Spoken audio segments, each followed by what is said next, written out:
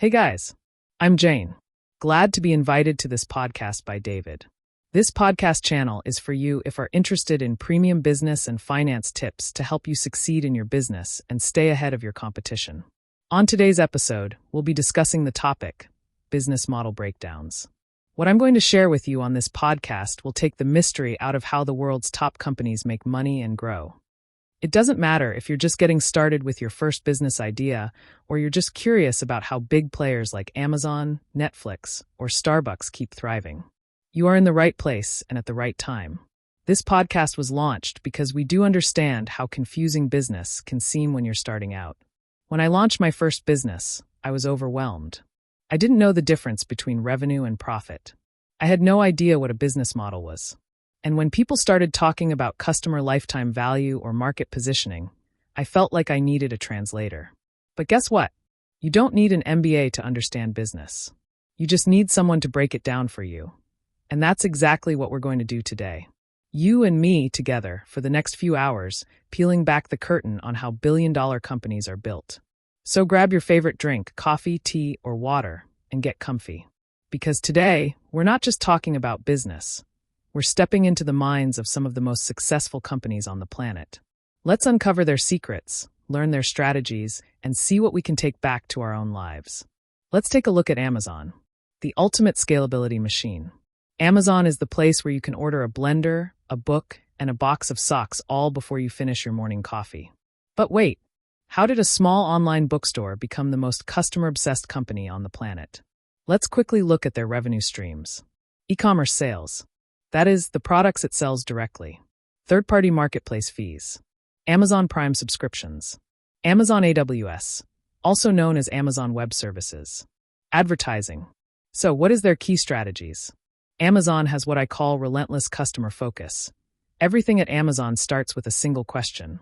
What would make the customer's life easier? They have operational efficiency. This means that they have turned warehousing and delivery into a science. They also employ what is called platform thinking. They don't just sell products, they let others sell too, and they take a cut. Imagine you're Jeff Bezos in 1995. You're selling books online and you decide you'll keep prices low. So low, in fact, that you're not going to make a profit for years. People think you're nuts, but you keep reinvesting.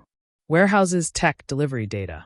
Those early years of no profit scared off short-term thinkers. But for Bezos, it was all part of the plan. Build the infrastructure. Own the customer.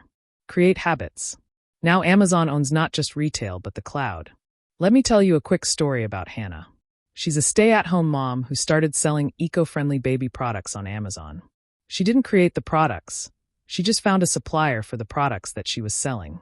Using the Amazon Fulfillment by Amazon, also known as Amazon FBA. She sent her stock to their warehouse. Amazon handled everything. Shipping, customer service, even returns. Within 2 years, she was making 6 figures. Why? Because Amazon's model allowed her to focus on branding, not logistics. That's a classic example of platform thinking, as I mentioned earlier. If you're building a business, I want you to ask yourself, what part of the process can I outsource so I can focus on what I do best? Also, ask yourself, how can I create a platform that grows while I sleep? Now, let's take a quick look at Netflix and learn about their subscription and storytelling strategy. Netflix didn't just disrupt Blockbuster.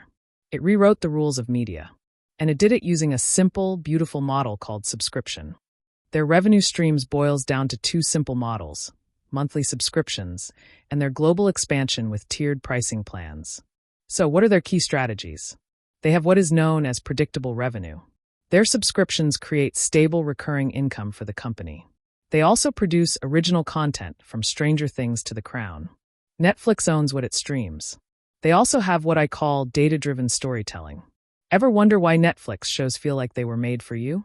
It's because they probably were. These strategies are there to keep you hooked and always coming back for more. It's brilliant, actually. So, as a business builder, when you're building your business, ask yourself, can I create something people feel emotionally tied to? Can my product become a ritual? If you get it right, you will have an army of loyal customers who will keep buying from you for life. Another company I want to talk about is Starbucks and their premium experience at scale. There's coffee. And then there's Starbucks, a brand that turned a 50-cent cup of coffee into a $5 experience. What are their revenue streams? It boils down to three things, which are their in-store beverage/food sales, their loyalty programs and mobile ordering, and then you have their packaged goods and licensing. Their key strategies include things such as third-place positioning. Starbucks is not home, not work, but a comforting third place. Pretty powerful psychological approach, if you ask me. Anyways, they also apply what is known as customer customization. Every drink is your drink. Your name. Your way. Like I said, psychological. They also apply the brand storytelling strategy. According to Starbucks, it's not just coffee, it's a story in a cup.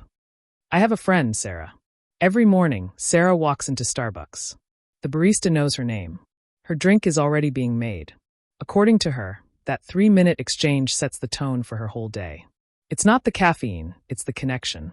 Starbucks is about more than lattes. It's about identity. When you hold that cup, you're saying something about who you are. And they've built a model that makes that message consistent in 70+ countries. So, ask yourself as a business person, how does my brand make people feel? Because that feeling can be more valuable than the product itself. All right, let's take a look at Spotify and what we can learn from their business success. Spotify is a master in turning listeners into loyal customers, with a business model that's free to use, but hard to resist upgrading. Their revenue streams include a freemium model, free with ads of course, a premium subscriptions, and an advertising partnerships. They draw you in and then make it difficult to leave. Instead, you'll want to upgrade your membership. Classic psychology, if you ask me. So, what are their key strategies? They have what is known as a freemium conversion strategy, which means that they offer value for free, then upsell with added benefits. They also have data and discovery resources. Playlists, Wrapped, Discover Weekly, these build habits. They also offer emotional branding. Music as memory. It's an identity. It's therapy if you need it to be. There's this guy, Marcus. After a tough breakup, Marcus turned to music. Spotify's algorithm started playing songs that felt like it got him. One day, Discover Weekly introduced him to a new artist, and he felt a connection so deep, he bought tickets to their concert. That artist became the soundtrack to his healing. Spotify didn't just stream music. It became his emotional support system. So, when building your business, ask questions such as, what free value can I offer that builds trust and makes people want more? The last company we'll be discussing in this episode is Tesla. Tesla sells cars, sure. But that's not the whole story. According to them, they sell change. A better future. And that belief drives their business model. Their revenue streams includes car sales, energy products, such as solar and batteries, regulatory credits, supercharging network, software, such as self-driving features.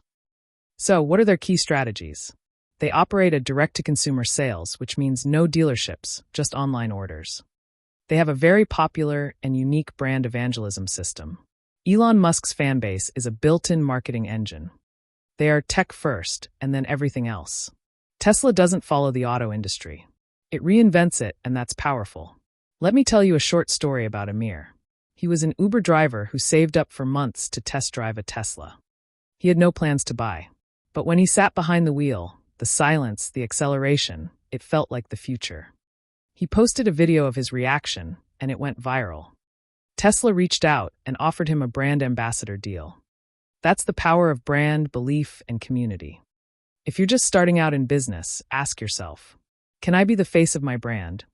Can I build something people believe in, not just buy? We've covered a lot today. Apple, Amazon, Netflix, Starbucks, Spotify, and Tesla. These are all different business models, different missions, but they are all successful. So, here are some big takeaways for you from this episode. Business is emotional. It's not just transactions. It's trust.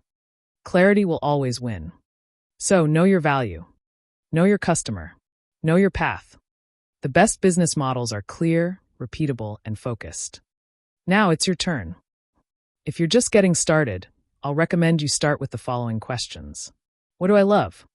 Who needs it? How do I deliver it? How do I earn from it?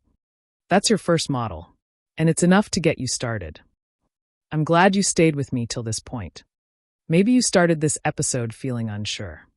But now you've walked through the core strategies of billion-dollar giants. You've seen behind the curtain. You've learned how to spot value, understand customer behavior, and think like an entrepreneur. I hope that you walk away from this episode with not just information, but with confidence as well. The confidence that you now understand how to decode the business world, one company at a time. If this episode helped you, I'd love it if you subscribed, dropped a comment, or shared it with a friend. We're not just making a podcast, we're building a family of business thinkers, doers, and dreamers. Until next time, keep dreaming, keep building, and remember, you've got what it takes.